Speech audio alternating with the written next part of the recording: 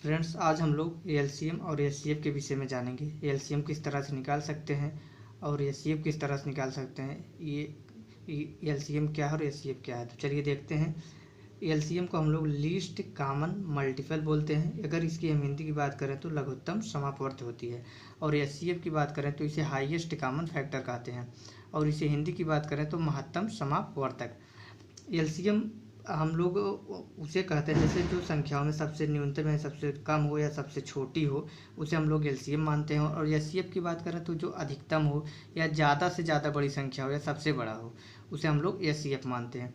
तो सबसे पहले हम लोग देखते हैं समापवर्त होता क्या है। समापवर्त कहते किसे हैं, जैसे देख लेते हैं पहले समापवर्त। समापवर्त की बात करें तो जैसे हमें 10, 12 और 15 का समापवर्त निकालना हो तो क्या होगा दोस्तों, ये जो है इसका हो जाएगा 60 और कितना 120 और 180 और 240। समापवर्त निकालने के लिए हमें ऐसी संख्याओं को देखना है जो ये तीनों संख्याएं जो है जो ये कट जाएं तीनों से। जैसे ये 10, 12, 15 है, ये 60 से भी कट जाएगा, सॉरी 60 में कट जाएगा और 120 इससे भी कट जाएगा, 180 भी कट जाएगा। 10, 12, 15 से ये सभी संख्याएं जो है ये कट सकती हैं, तो ये जो है इसका समापवर्त हो जाएगा। अब हम लोग देख लेते हैं एलसीएम। एलसीएम कहते किसे हैं, तो समापवर्तियों में जो सबसे छोटा हो, क्या, जो सबसे छोटा हो उसे हम लोग क्या कहते हैं, एलसीएम कहते हैं।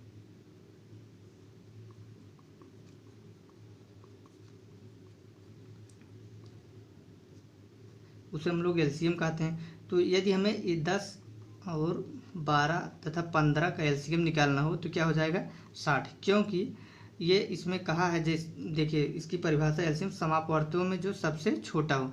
तो समापवर्त 10, 12, 15 का समापवर्त कितना है, 60, 120, 180, 240 है। तो इसका सबसे छोटा क्या है, 60 है। तो 10, 12, 15 का एलसीएम हो जाएगा 60। अब इसी तरह अगला देख लेते हैं हम लोग का।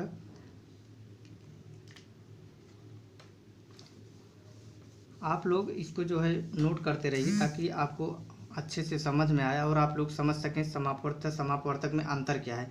अब दूसरा क्या है हम लोगों का, समापवर्तक। समापवर्तक किसे कहते हैं, ये है ना महत्तम समापवर्तक। समापवर्तक जैसे 24 और 32 का यदि हमें समापवर्तक निकालना हो तो समापवर्तक वह संख्या होती है 24 और 32 किन किन संख्याओं से ये कटेगा। जैसे 1 से 24, 32 कट जाएगा, फिर 2 से कट जाएगा, फिर 4 से कट जाएगा, उसके बाद 8 से कट जाएगा।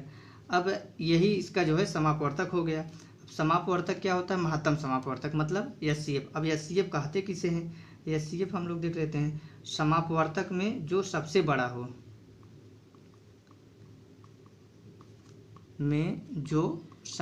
हो, उसे हम लोग जो है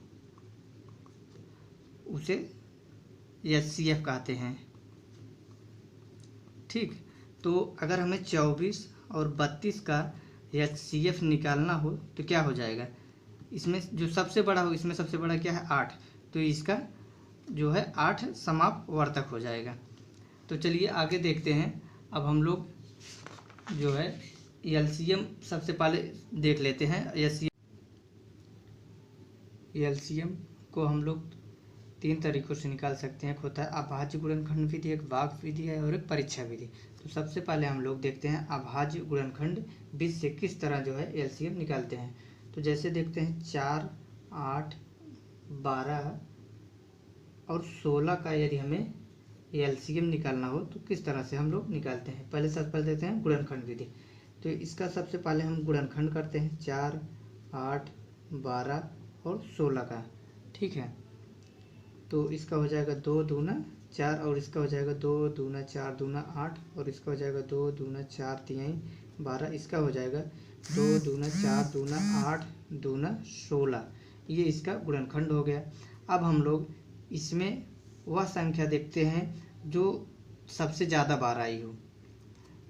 तो क्या कौन सी दो जो है सबसे ज़्यादा बार आई है, कितनी बार आई है, 1, 2, 3, 4, ये जो है 4 बार आई है। तो इसको उतार लेते हैं, 2 दूना 4 दूना 8 ये दूना 16, ये 4 बार उतार ली। अब और वो भी संख्या देखेंगे जो ये 3 है, ये एक बार आए, इसको भी उतार लेंगे तो ये हो जाएगा। अब इसका हम लोग मल्टीपल कर देंगे, गुणा कर देंगे, टोटल कितना हो जाएगा 2 दूना 4 दूना 8 दूना 16, 16 48। यही इसका जो है क्या हो जाएगा एलसीएम हो जाएगा। ये था गुणनखंड विधि। अब भाग विधि से देख लेते हैं, भाग विधि से कैसे निकालते हैं। जैसे 4 है, 8, 12 और 16, इसका हम भाग विधि से कैसे निकालते हैं देखिए। अब इसको जो है भाग देते हैं, 2 से पहले भाग देंगे, 2 दूना 4, 2 चौक 8 और 2 छंग 12, 2 8 16, फिर हो गया 2 1 के 2, 2 दूना 4, 2 3 6, 2 चौके 8, फिर 2 से 2 1 के 2, यहाँ 3 ये, फिर 2 दूना 4, फिर 2 से यहाँ 3 उतरेगा, 1 आ गया। अब बचा क्या 3, अब 3 से जो है अब सब नीचे 1 आ गया तो ये सब कट गया। अब ये जो होता है यही जो है ये इसका एलसीएम होता है। इसको हम लोग गुणा करेंगे, पहले उतार लेते हैं, 2 दूना 4 दूना 8 दूना 16 3 48, ये भाग विधि से निकल चुका एलसीएम। अब अगर हमें परीक्षा विधि जो है हम लोग तीसरी विधि है, तो परीक्षा विधि मतलब परीक्षा के समय हम लोग एलसीएम कम समय में निकाल सकें। तो जैसे है 4 8 12 16 का एलसीएम।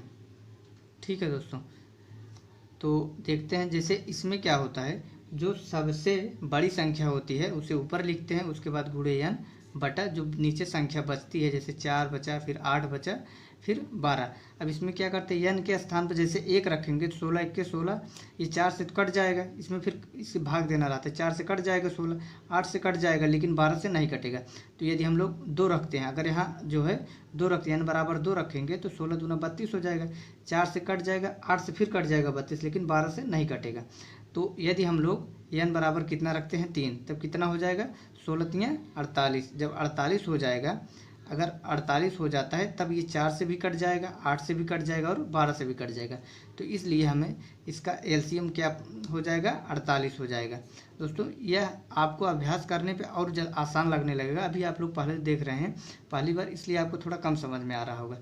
तो इसका आप लोग बार बार अभ्यास करिएगा। ये भाग विधि और गुणन का यदि आपको इससे भी समझ में आता है तो आप इससे भी कर सकते हैं।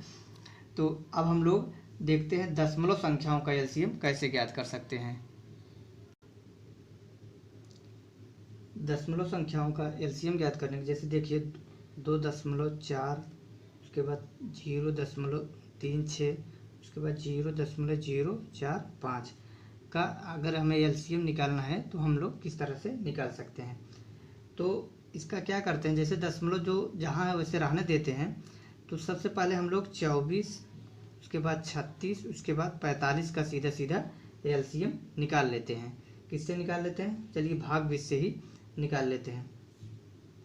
तो पहले काटते हैं 2 से, 12 हो गया, उसके बाद ये 18, ये 45, 2 से नहीं कटेगा। फिर काटते हैं 2 से, 2 छंग 12, ये दोनों 18 45 नहीं कटेगा 2 से। फिर 2 से, 2 3 6 9 भी नहीं कटेगा, अब 45।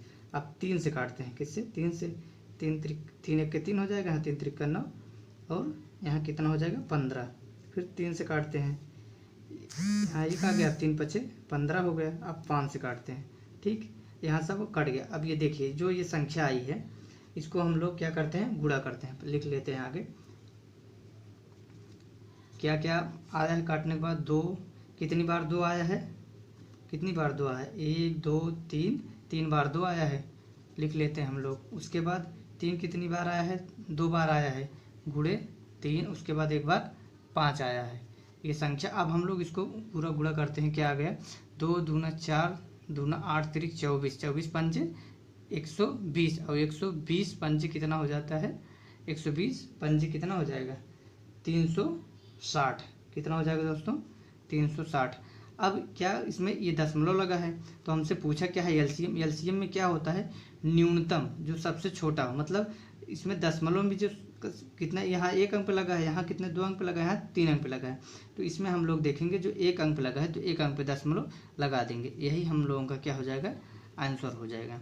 36 जो है एलसीएम इसका हो जाएगा। चलिए आगे देखते हैं अब भिन्नों का एलसीएम ज्ञात करना। भिन्न के एलसीएम को हम किस तरह से ज्ञात कर देखते हैं। जैसे क्वेश्चन है 1/3 2/9 5/6 और 4/27 का एलसीएम हम लोगों को निकालना है। तो इसको देखते हैं किस तरह।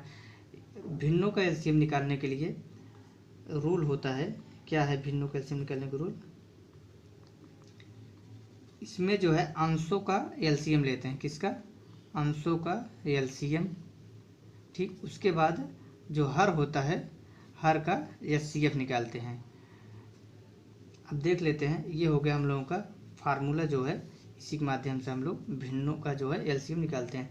तो सबसे पहले देख लेते हैं क्या है, 1 2 5 4, इसका क्या करना है, हमें क्या करना है, एलसीएम निकालना है। 2 5 और 4, नीचे क्या है, 3 9 6 27, 3 9 6 और 27।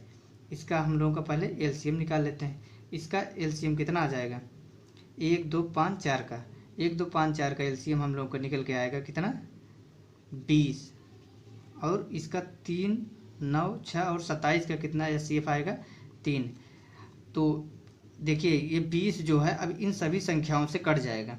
और ये जो है 3 3 ये जो है सभी वही एचसीएफ क्या होता है, एचसीएफ जैसे देखा कि जो सबसे जो है बड़ा हो, ऐसी संख्या जो सभी से कटे और वही उसी संख्या में जो सबसे बड़ा हो। जैसे ये 1 से कट जाएगा, उसके बाद 3 से कटेगा, बाकी और किसी संख्या से कटेगा नहीं ये सभी। तो 1 और 3 में सबसे बड़ा क्या है, 3 है, तो इसलिए इन सब का एचसीएफ क्या हो जाएगा, 3। और एलसीएम की बात करें जो सबसे छोटा हो और उससे कट जाए, जैसे अगर हम 10 लेते हैं तो 10 जो है 5 से कट जाएगा, 2 से भी कट जाएगा, लेकिन 4 से नहीं कटेगा। अगर हम लोग 15 लेते हैं, 15 भी नहीं कटेगा। उसके बाद यदि हम लोग 20 लेते हैं तब ये जो है सभी से कट जाएगा। अगर आप लोगों को इस तरह से डायरेक्ट नहीं समझ में आता है तो आप लोग गुणनखंड विधि से या भाग विधि से निकाल सकते हैं। जैसे 1 2 5 4 का हमें क्या निकालना है, अगर हमें निकालना है एलसीएम तो हम लोग पहले निकाल लेते हैं। जैसे 1 यहाँ 1 आ जाएगा, उसके बाद 5 कटेगा ना, फिर 2 दूना 4, फिर 2 1 1, फिर यहाँ 5 रहने दीजिए, 1 आ गया। अब 5 से कर दीजिए, अब ये कट गया। अब इसका जो है गुणा कर दीजिए, 2 दूना 4 25 20, 20 ये एलसीएम आ गया। हम डायरेक्ट किए थे, लेकिन आपको नहीं समझ में आता है तो आगे जिस तरह बताए हैं भाग विधि या गुणन विधि से एलसीएम या एचसीएफ निकाल सकते हैं। तो ये हो गया, इसका आंसर हो जाएगा। जैसे इसका एलसीएम पूछा था तो इसका एलसीएम क्या हो जाएगा, 20/3, यही इसका आंसर हो जाएगा। आधार एवं घात का एलसीएम। तो सबसे पहले हम देखते हैं क्वेश्चन है, जैसे 3 की पावर 7 यहाँ होगा, 3 की पावर 7 और 3 की पावर 12, फिर 3 की पावर 17 का यदि हमें क्या निकालना है, एलसीएम। तो इसका एलसीएम, इसका एक फार्मूला होता है।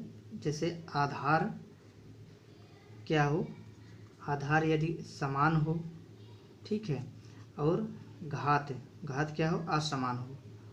घात यदि असमान हो तब जो है, तब एलसीएम इसका हो जाता है क्या, अधिकतम घात वाली संख्या। अधिकतम घात वाली संख्या जो है इसका एलसीएम हो जाता है। तो जैसे देखते हैं क्वेश्चन में क्या दिया है हम लोगों के, क्वेश्चन में दिया है 3 की पावर 7 और 3 की पावर 12, 3 की पावर 17। तो इसका एलसीएम, तो इसकी जो है आधार तो समान है, इसमें भी 3 है, इसमें भी 3 है, लेकिन घात जो है असमान है। ये 7 है, ये 12 है, ये 17 है। तो इसका तब एलसीएम हम किस तरह निकालेंगे, एलसीएम में कहा गया है तो अधिकतम घात वाली संख्या। तो इसमें जो है सबसे अधिकतम घात किस पे है, 3 की पावर 17 पे। तो यही इसका एलसीएम हो जाएगा। अब आगे देखते हैं, एक फार्मूला और इसका है। जैसे जब घातें जो है असमान हो और आधार भी असमान हो तब उसके लिए क्या करते हैं, यदि जो है जब आधार क्या हो, आधार जो है असमान हो, ठीक है दोस्तों, आधार असमान हो और घातें भी जो है क्या हो, असमान हो, घातें भी असमान हो, तब जो है एलसीएम क्या होता है, भाग विधि है जो है एग्जाम विधि से निकालते हैं। आगे हम बताएं आप लोगों को कि भाग विधि किस तरह से निकालते हैं और एग्जाम विधि किस तरह से निकालते हैं, तब इसमें जो है निकालना आसान रहता है, भाग विधि आसान वो एग्जाम विधि से। तो देखते हैं हम लोग, जैसे क्वेश्चन एक लेते हैं। क्वेश्चन है 2 की पावर 3 और 3 की पावर 2 का एलसीएम। तो इसका एलसीएम हो जाएगा, तब हमें निकालना है। देखिए इसमें घाते भी असमान है और आधार भी असमान है। तब इसके लिए हम लोग क्या करते हैं, पहले 2 की पावर 3, ये 2 कितनी बार आया है, 3 बार। इसको पहले हम लोग इसका गुणनखंड कर लेते हैं। देखिए अब उसके बाद 3 कितनी बार आया है, 2 बार आया है। तो इसको हम लोग पहले कर लेते हैं गुणनखंड इसका। अब उसके बाद अब देखिए इसका एलसीएम किस तरह से निकालते हैं, भाग विधि है एग्जाम विधि। अब उसमें बताए थे ना। अब इसका एलसीएम क्या होगा, देखिए इसका ये 2 कितनी बार आया है, 3 बार। इसको लिख लेते हैं, ठीक। और ये 3 कितनी बार आया है, 2 बार। अब यही इसका हो जाएगा एलसीएम। 8 3 24 3 72, ये दोस्तों इसका एलसीएम हो जाएगा। जब घाते असमान रहे और आधार भी असमान रहे तो इसका जो है भाग विधि से एलसीएम निकालते हैं। तो चलिए आगे देखते हैं हम लोग। अब हम लोग एचसीएफ को किस तरह से निकालते हैं देखेंगे। इसके पहले हम लोग एलसीएम को देख चुके हैं। एलसीएम को हम लोग किस तरह से निकालते हैं, एलसीएम कहते किसे हैं। तो अब हम लोग एचसीएफ को देखते हैं और एचसीएफ को कितने प्रकार से निकाल सकते हैं। तो दोस्तों अभी आप लोग ये बेसिक चीज़ें, नियम और रूल जान लीजिए। उसके बाद हम लोग जितने टाइप की जो है एचसीएफ और एलसीएम से क्वेश्चन बनेंगे सभी करवाएंगे। तो आज अभी जो है ये इसको आप बेसिक चीज़ें पहले जान लीजिए, फिर टाइप वाइज जो है सभी क्वेश्चन करवाएंगे। तो चलिए देखते हैं एचसीएफ। पहले अभाज्य गुणनखंड विधि से किस तरह निकालते हैं। जैसे यदि हमें 42 और 70 का एचसीएफ निकालना हो तो क्या करेंगे हम लोग, 42 का क्या करेंगे गुणनखंड, इसका हो जाएगा 2 3 6 गुणे 7 यानी 6 से 42। और फिर 70 का गुणनखंड करेंगे तो ये हो जाएगा 2 5 10 7 70, ये जो है इसका गुणनखंड हो गया। अब हम लोग इसमें देखते हैं जो जो संख्याएं कॉमन होती हैं, मतलब इसमें भी हो और इसमें भी हो, वही बाहर निकालते हैं। जैसे इसमें देख लेते हैं 2 इसमें, 2 इसमें भी है, इसमें भी, और 7 इसमें भी है, इसमें भी है। तो इसको हम लोग उतार लेते हैं। जैसे 2 उतार लिए, इससे क्या उतार लिए 7, तो ये क्या हो गया 7 दूनी 14, यही इसका जो है गुणनखंड विधि से जो है एचसीएफ हो गया। अब हम लोग देखते हैं भाग विधि से एचसीएफ किस तरह निकालते हैं। तो जैसे है 493, उसके बाद 928 का यदि हमें एचसीएफ निकालना हो तो किस तरह से निकालते हैं। तो सबसे पहले हम 493 से जो है, जो छोटी संख्या है उसे बड़ी संख्या में भाग देते हैं 928। तो ये कितनी बार जाएगा, 1 बार जाएगा। तो अब इसे जो है 493, यहाँ कितना बचा 8, 8 में से निकाल दें, यहाँ 5 बचा, यहाँ कितना है 2, तो ये भाग जाएगा नहीं, 12 हो जाएगा। तो यहाँ 9 3 12, और यहाँ कितना बचा 8 बचा, यहाँ 435 आ गया। अब 435 जो आया है इसमें क्या करते हैं, अब जो संख्या जिससे भाग दिए थे वो जो अब उस संख्या में भाग देंगे। जैसे 435 जो है 493 में भाग देंगे, तो यहाँ कितनी बार जाएगा, 1 ही बार जाएगा। अब इसको हम लोग कर लेते हैं, घटा लेते हैं, कितना आ गया 13, यहाँ 8 हो जाएगा, और यहाँ कितना बचा 8, 8 में से निकालेंगे 5। अब यहाँ कितना बचा 58। अब कितना यहाँ था 435, अब इसमें हम लोग भाग देंगे 435। अब देखते हैं कितनी बार जाएगा ये जाएगा 7 बार। कितना हो जाएगा 406 हो जाएगा। तो अब लोग घटाते हैं, यहाँ कितना है 15, तो यहाँ बचा 9 हो जाएगा, यहाँ 2, ठीक है, कट जाएगा 29। अब कितना यहाँ बचा है 58, 58 में यदि हम लोग 29 भाग देंगे, 29 दूना 58, ये पूरा पूरा कट जाएगा। यानी हम लोगों का इसका क्या हो जाएगा, एचसीएफ क्या होगा 29, एचसीएफ इसका हो जाएगा 29। यानी जिस संख्या से कटेगा वही पूरा पूरा वही उसका एचसीएफ होता है, ये भाग विधि। अगर अब हम लोग एग्जाम विधि की बात करें तो एग्जाम विधि किस तरह से निकालते हैं उसको भी देखते हैं। जैसे देखते हैं एग्जाम विधि से किस तरह निकालते हैं। 1365 है और 1560, फिर 1755 का हमें क्या निकालना है, एचसीएफ निकालना है। इसको किस तरह से हम एग्जाम के समय में करें ताकि कम से कम समय लगे। तो हम लोग देखते हैं जो सबसे छोटी संख्या है उसका क्या कर लेते हैं, उसका हम लोग गुणनखंड कर लेते हैं। तो इसका हो जाएगा 3 गुणे 5, 3 5 15, 15 7 105, 105 गुणे 13 करेंगे तो आ जाएगा 1365।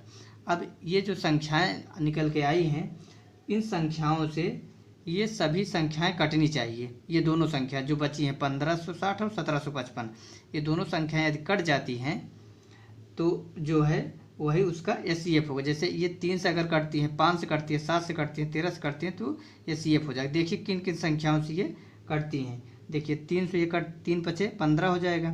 ये 3 दूनी चाहिए, 3 से तो कट जाएगा। अब इसको देख लेते हैं। ये 3 पचे 15, 2 बचे 17, 25, 3 8 24, 1 बचा 15, 3 ये 3 से कट जाएगा। मतलब ये एक 3 उतर गया, मान लीजिए कट गया। अब 5 से देखते हैं, 5 3 15, ठीक है। अब यहाँ एक बार गया, 5 के 5, ये भी कट जाएगा 5 से। अब इसको देखते हैं, 5 15, 2 बचा 25, ये भी कट जाएगा, यानी 5 भी आ जाएगा। अब 7 को देखते हैं, 7 दूनी 14, यहाँ कितना बचा, 1 बचा, ये 16 हो गया। 7 दूनी 14, यहाँ 2 बचा, ये 7 से नहीं कटेगा। अब जब एक संख्या नहीं कटी तो अगर अगली कट भी जाए तो कोई मतलब नहीं, तो ये यानी इसका नहीं होगा। अब 13 देख लेते हैं, 13 1 के 13, यहाँ का कितना बचा, 2, 26 हो गया ये, तो 13 दूना 26, ये कट जाएगा। और ये कितना है, 17 55 है। इसको देख लेते हैं, 13 1 के 13, यहाँ कितना बचा, 4, 45 हो गया। 13 3 39, 6 बचा 65, 13 बचे 65, यानी ये 13 से भी कट जाएगा। तो अब हम लोग जिस संख्याओं से कटता है उसका गुणा कर लेते हैं, तो हो जाएगा हम लोगों का इसका एस हो जाएगा 5 15, 15 गुणे 13 करेंगे तो 195 आएगा। यही जो है इसका एस हो जाएगा। ये एग्जाम भी से, इससे आपको कम समय में आप निकाल सकते हैं। ये एग्जाम के समय ये फार्मूला यूज कर सकते हैं। दशमलव संख्याओं का एस निकालें। क्वेश्चन है 1.5, 0.24, 0.036 का एस निकालना है। तो सबसे पहले हम जो दशमलव दिया है जो, इसको ऐसे रहने देते हैं, सीधा संख्या को उतार लेते हैं। जैसे 15 है, फिर 24 है, फिर 36 है। इसका क्या करते हैं, गुणनखंड भी से हम जो है पहले एस निकालते हैं। 15 का गुणनखंड करेंगे तो 3 पचे 15 हो जाएगा। फिर 24 का करेंगे तो 24 का गुणनखंड यदि हम लोग करेंगे, 2 दूना 4, दूना 8 3 24 हो जाएगा। फिर 36 को देखते हैं तो 36 का हो जाएगा 2 दूना 4 तिहाई 12 तिहाई 36, ये गुणनखंड हो गया। अब इससे हम जो पहले इसका एस निकालते हैं। एस वो होता है जो महत्तम जो है गुणनखंड भी से जो सभी में कॉमन हो। जैसे इसमें 3 है, इसमें 3 है, इसमें 3 है, दो इन दोनों में तो है लेकिन इसमें नहीं है, तो इसका ये नहीं हो, तो इसका एस हो जाएगा। सीधा सीधा हम लोगों का क्या 3 हो जाएगा। अब एस निकल के आ गया। तो जब इसका एस संख्याओं का एस कितना आ गया, 3। अब हम लोग देखते हैं इसमें दशमलव लगा है, इसमें 1 अंक पे दशमलव, इसमें 2 अंक पे, इसमें 3 अंक पे दशमलव लगा है। तो इसमें जो है हम लोग कितने अंक पे दशमलव लगाएंगे, इसमें हम लोग 3 अंक पे लगाएंगे। क्यों लगाएंगे, क्योंकि इसमें एस में जो ज़्यादा से ज़्यादा बड़ी संख्याओं के से एस कहते हैं, तो इसमें 3 अंक पे दशमलव लगा है, तो 0.003 ये हम लोगों का आंसर हो जाएगा। इसी को हम लोग एग्जाम बेस से किस तरह से कर सकते हैं देख लीजिए। एग्जाम बेस से, जैसे एग्जाम भी हम बताते हैं एस निकालने का। जैसे 15 है, 24 और 36 को एग्जाम बेस से एस कैसे निकाल, जो छोटी संख्या होता है उसका क्या करते हैं, गुणनखंड। इसका गुणनखंड हो गया 3 बचे 15। अब ये जो संख्या आया है, इन संख्याओं से ये दोनों संख्या जिस संख्या से कट जाएगा यही इसका एस होगा। तो देखिए 3 से कट जाएगा, 3 8 24, और ये 3 से कट जाएगा, 12 36 हो जाएगा, लेकिन 5 से नहीं कटेगा, तो इससे नहीं कटेगी, ये नहीं होगा, ये इससे कट जाएगा। तो मतलब 15, 24 और 36 का एस क्या हो जाएगा, 3 हो जाएगा। अब हम लोग पूछा है, ये जो है क्वेश्चन में दिया था पहले 1.5 0.24। अब इसी अनुसार अब हम लोग सिर्फ इसमें क्या कर लेंगे, दशमलव लगा देंगे। कितने अंक दशमलव लगाएंगे, 3 अंक दशमलव लगाएंगे। तो इसका हो जाएगा एस 0.003, ये आंसर हो जाएगा। चाहो आप इस तरीके से एस निकाल के फिर दशमलव लगाइए, चाहो आप एग्जाम भी इससे निकाल के उसके बाद दशमलव लगाइए, जो आपको आसान लगे उसी तरीके से आप कर सकते हैं। अब हम लोग देखेंगे आधार एवं घात का एस किस तरह से निकाल सकते हैं। जैसे क्वेश्चन है 2 की पावर 8, 2 की पावर 10 और 2 की पावर 15 का एस हमें किस तरह से निकालना है, इसको देखते हैं। तो इसका एक नियम है, जैसे यदि आधार जो है क्या हो, आधार समान और घात क्या हो, असमान, तब क्या होता है, तब जो है एस जो है, तब एस न्यूनतम घात वाली संख्या होती है। कौन सी, न्यूनतम घात वाली संख्या। अब हम लोग देखते हैं इस नियम के आधार पर क्वेश्चन को सॉल्व करते हैं। अब इसमें कहा, इसमें देखिए आधार तीनों में समान है, 2 की पावर 8, इसमें भी 2 की पावर 10, इसमें 2 की पावर 15। अब घात देखते हैं, घात असमान है। देखिए 2 की पावर इस पे 8 है, इस पे 10 पे, इस पे 15 है। तो इसका एचसीएफ क्या होगा, इसका सीधा सीधा हो जाएगा एचसीएफ। इसमें जो न्यूनतम घात वाली संख्या कौन सी, न्यूनतम घात, सबसे कम घात किसका है 8, 2 की पावर 8 है। तो इसका एचसीएफ हो जाएगा 2 की पावर 8। यही आंसर हो जाएगा। यदि जो है आधार क्या हो, आधार असमान हो, ठीक है, आधार असमान हो और घात भी जो है क्या हो, असमान हो, तब हम लोग एचसीएफ किस तरह निकालते हैं देखते हैं। तब जो है एचसीएफ क्या हो जाता है, तब एचसीएफ गुणनखंड विधि, ठीक है, गुणनखंड विधि या फिर एग्जाम विधि से निकालते हैं। तो चलिए देखते हैं।